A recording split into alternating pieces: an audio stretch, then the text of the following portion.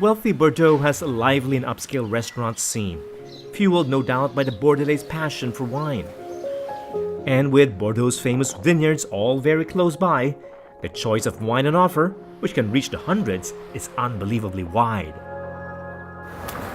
The city is also a good base for day trips to the surrounding wine districts.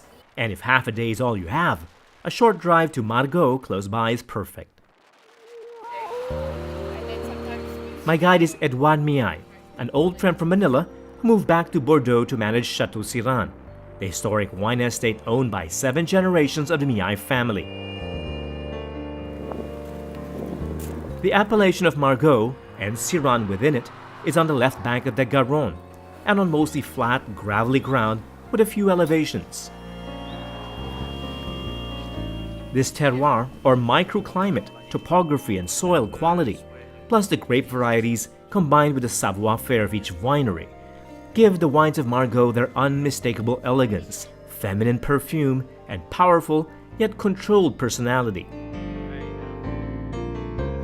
One of the world's most precious wines, and one of only 5 classified first groats in Bordeaux, is Chateau Margaux, an iconic estate that's just up the road.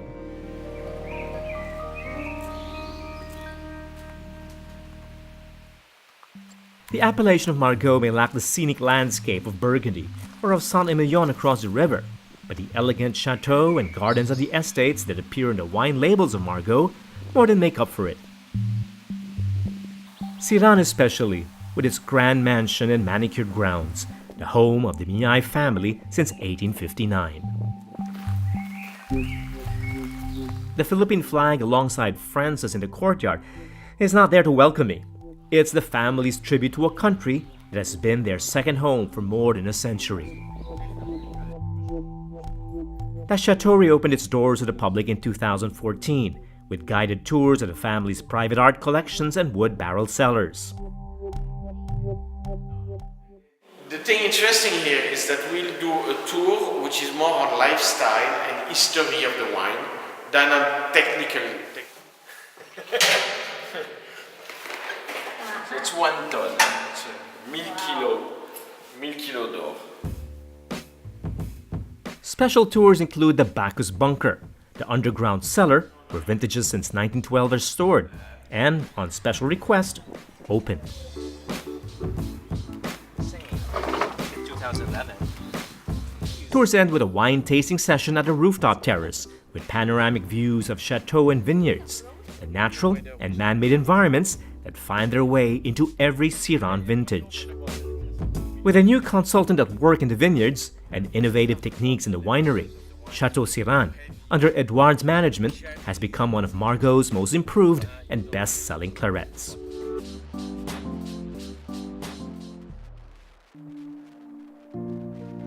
Wine tastings and chateau tours continue to draw collectors and enthusiasts to the vineyards of Bordeaux, but remove the wine from the equation and there's not much a tourist can do. Except perhaps in Saint-Emilion.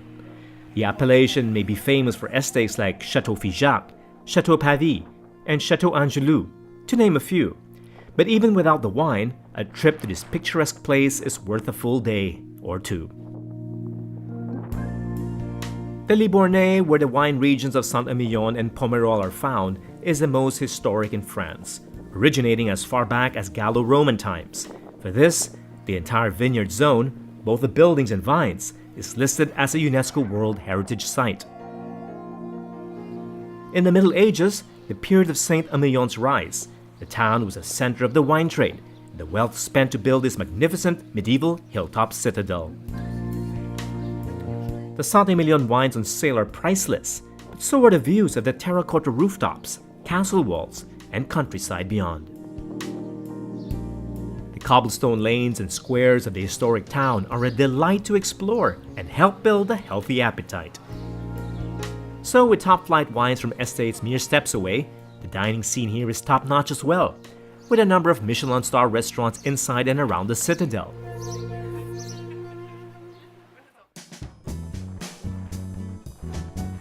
For great food and awesome views, I'd recommend La Terrasse Rouge. The restaurant of Chateau La Dominique faces one of the most impressive wine estates and most expensive real estate. From here, you can see the vineyards in Chateau, where the world's greatest wines are made, like Cheval Blanc, and across the boundary in Pomerol, those of Petrus.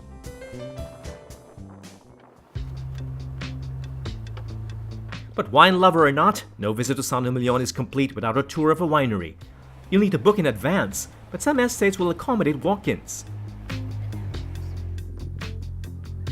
The name Chateau Benateau may not ring a bell in the same way Chateau Angelou would. Inside joke there. But serious wine enthusiasts have been coming here quietly to learn about their organic winemaking technology. The almost 3 centuries old family-run Chateau Benateau is pioneering organic wine production in Saint-Emilion, which, when you think about it, is just reviving the region's winemaking heritage and ancient vine-growing techniques. At Benateau, organic production methods extend to their state-of-the-art winery, where gravity, instead of mechanical pumps, is used to extract the flavors, colors, and tannins of the grape in a way that's more natural and environment-friendly. Overnight stays at Saint-Emilion are recommended in order to get the full experience, but even a half-day will do, with short visits to estates to learn more about the region's unique terroir and history.